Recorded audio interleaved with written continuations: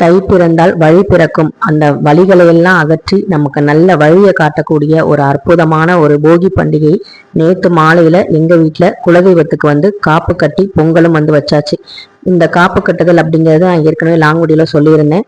சிறுபிலைன்னு சொல்லக்கூடிய பூலாம்பூ, வேப்பிலை, மாவிலை, பிரண்டை செடி, ஆவாரம்பூ, கருந்துளசி, இதுல எது உங்களுக்கு கிடைக்குதோ அதை வச்சு நல்லபடியா வந்து கட்டுங்க. அதுல முக்கியமா இந்த பூலாம்பூன்னு சொல்லக்கூடிய பொங்கல் பூ கண்டிப்பா வந்து இருக்கிற மாதிரி பார்த்துருப்பீங்க. எல்லாரும் வந்து நல்லபடியா வந்து காப்பு கட்டியிருப்பீங்க. நானும் நல்ல நேரத்துல நேற்று சாயங்காலமா வந்து கட்டிட்டு அதுக்கப்புறம் வந்து போகி பொங்கல், நிலை பொங்கல் வைக்கிறதுக்கு, குலதெய்வ பொங்கல் வைக்கிறதுக்கு அழகா வந்து பானையை வந்து வச்சு அதுல கொஞ்சமா பச்சரிசி போட்டு வெள்ளை சாதம் மாதிரி பொங்கணும்.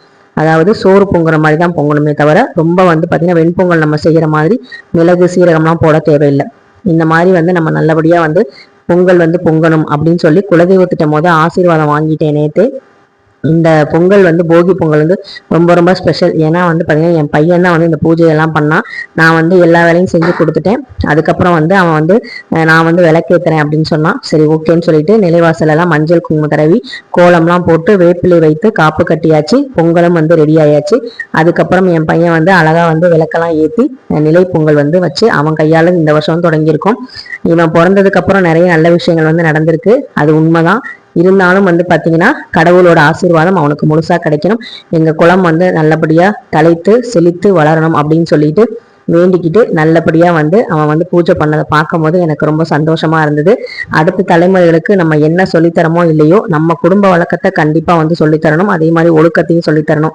இது ரெண்டுமே சொல்லி கொடுத்துட்டோம்னா பிள்ளைங்க தானா வந்து பார்த்தீங்கன்னா நல்லபடியா நம்ம குடும்ப பெருமையை காப்பாற்றுவாங்க அப்படிங்கிறதுல எந்த சந்தேகமும் இல்லை. குழந்தைங்க நம்மளை பார்த்தா வளர்றாங்க. அதனால வந்து நம்ம என்ன பண்றோமோ அதை தான் வந்து திரும்ப வந்து அவங்க பிரதிபலிப்பாங்க. ஸோ நம்ம வீட்டில் பூஜை வந்து பண்றதுனால அவனுக்கு சொல்லி செய்ய வேண்டியதில்லை. அம்மா வந்து இதுக்கப்புறம் இதான் பண்ணுவாங்க அப்படின்னு தெரிஞ்சு கரெக்டாக வந்து எல்லாத்தையும் அழகா பண்ணா. அதுவும் வந்து அந்த பிஞ்சு கையில வந்து கையை பிடிச்சிக்கிட்டு அழகா வந்து சாம்பிராணி தான் காமிச்சது, ரொம்ப நல்லா இருந்தது.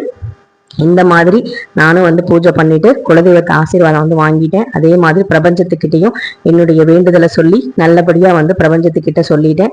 இதுக்கப்புறம் அவங்க பார்த்துக்குவாங்க. இந்த வருஷம் எல்லோருக்கும் நல்லபடியா வந்து நடக்கும், நல்லபடியான வழிகள் வந்து பிறக்கும் அப்படின்னு சொல்லிட்டு அனைவருக்கும் இனிய தை திருநாள் நல்வாழ்த்துக்கள் சொல்றேன். இந்த கோலம் போடுற வீடியோ, அதுக்கப்புறம் நாங்கள் எப்படி பொங்கல் வச்சோம், என்ன மாதிரி வந்து எல்லாரும் ட்ரெஸ் வந்து புது ட்ரெஸ் போட்டிருக்கோம் அப்படிங்கிறது லாங் வீடியோல வரும். அனைவரும் சந்தோஷமா பொங்கல் கொண்டாடுங்க.